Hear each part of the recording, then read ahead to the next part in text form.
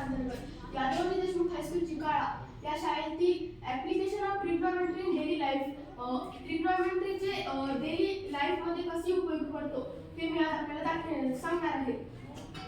तर ट्रिग्नोमेट्रीचे मुख्य तीन रेशो पडतात.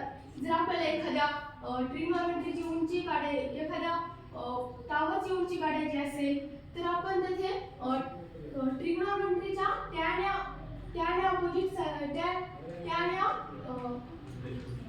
त्या अंतर्गत आपण काढू शकतो. तर आपल्याला जर आपण एखाद्या इमारतीची उंची काढायची असेल जर आपल्याला उंची काढायची असेल तर आपण इथे या किलोमीटर याच्या आधारे आपण काढू शकतो. जर आपण याला अँगल ऑफ डिव्हिएशन असे म्हणतात.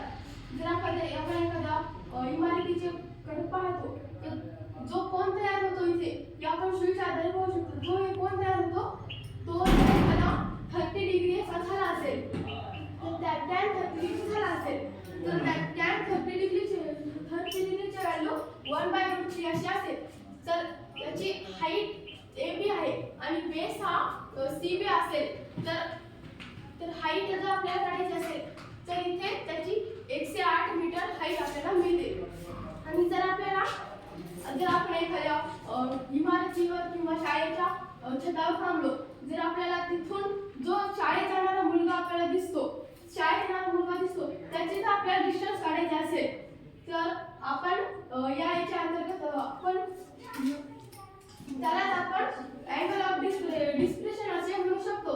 त्यालाच आपण औन्नत कोन सुद्धा असे म्हणू शकतो.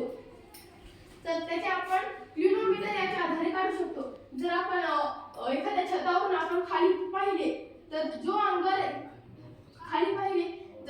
अँगल तयार होतो तो एखादा 45 डिग्रीचा असेल तर तेथे आपल्याला 45 डिग्रीची व्हॅल्यू 1 मिळते.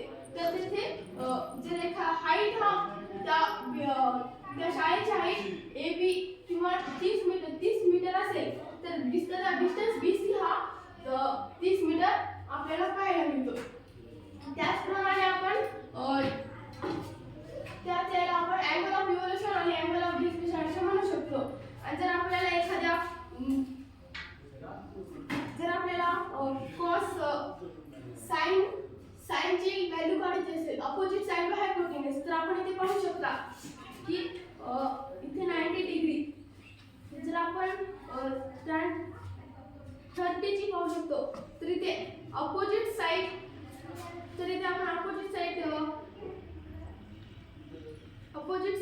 ही पाहू शकता आणि ऍडजस्टंट ही आणि हायपोटेन्यूज सी. तर त्याचप्रमाणे आपण जर इथे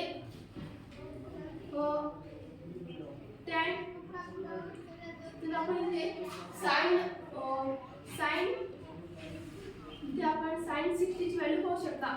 तर इथे याची हायपोटेन्यूज ही होऊ शकते आणि ऍडजस्टंट ही आणि